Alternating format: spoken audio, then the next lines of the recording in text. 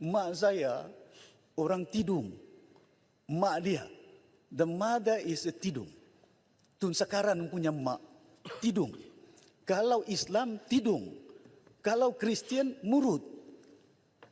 But yet. Terima kasih Datuk Speaker memberi ruang untuk saya turut berbahas tentang rang undang-undang pada hari ini berhubung kait dengan kewarganegaraan. Perkara ini cukup penting kepada rakyat Malaysia yang datangnya daripada Sabah dan Sarawak. Kerana perkara ini telah menimbulkan berbagai permasalahan yang timbul. Dan waktu itu saya ingat Yang Berhormat Menteri pun tahu bila saya bertanya kepada Yang Berhormat, siapa yang mengeluarkan MM13? Adakah kerajaan negeri, adakah kerajaan persekutuan? Siapa yang keluarkan burung-burung? Adakah kerajaan negeri ataupun kerajaan persekutuan?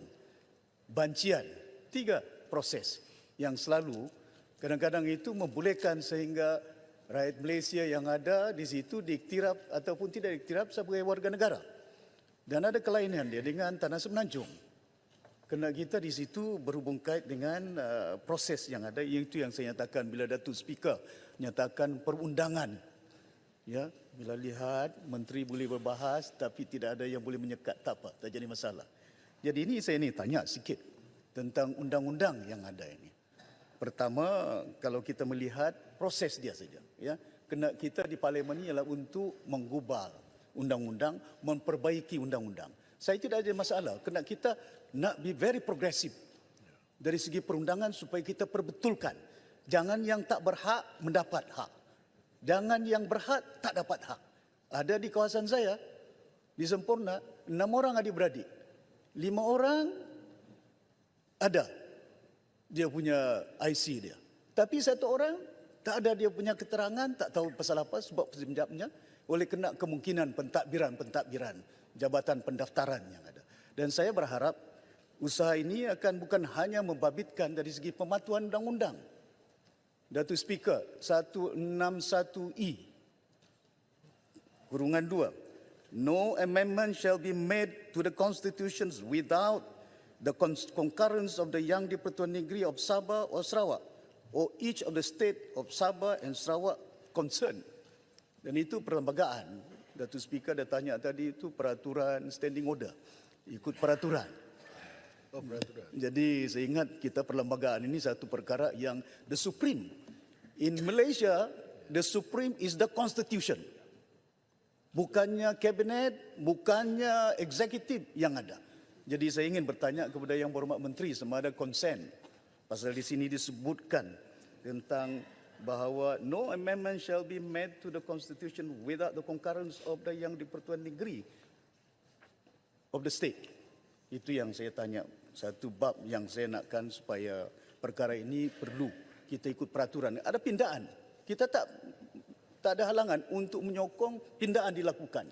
Tapi dari segi perundangan yang ada, saya tak mau nanti hari ini undang-undang negara kita we bypass the law. Ya, MS63, Perjanjian 63. Saya tak mau nanti besok pula Perjanjian 63 the Federal Cabinet decided you amend that without consultation of the state government, whether Dewan Undangan Negeri, TYT doesn't have the right, the Chief Minister doesn't have the right, but the State Assembly. Dan saya ketua pembangkang di negeri ini.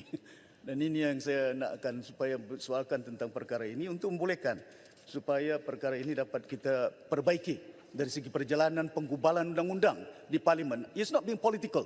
I don't have any political motive. Yang penting kepada kita be progressive. Kalau untuk kepentingan rakyat, kepentingan negara kita, kita akan sokong. Tak jadi masalah. Saya setuju dengan segambut tentang gender. Perkara gender ini penting.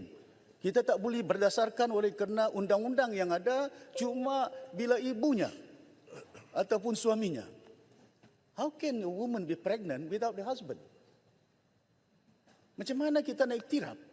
Tapi kadang-kadang teknologi AI yang baru ni ada implant.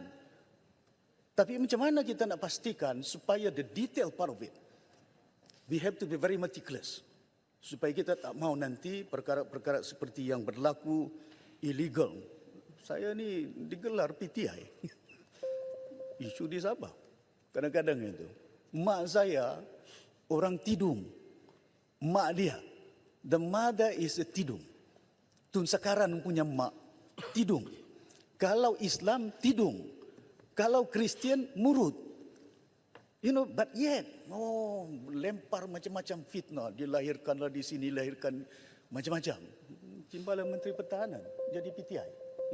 Bekas Menteri Kanan jadi PTI. Macam mana? That's why I ask Menteri tadi tu, MM13, burung-burung, bancian. What does it mean? Pentadbiran. You have to make sure that pentadbiran, jabatan-jabatan yang terbabit tentang perkara ini penting. Kita tidak mau melihat penyelewengan berlaku. Ya, oleh kerana ada interest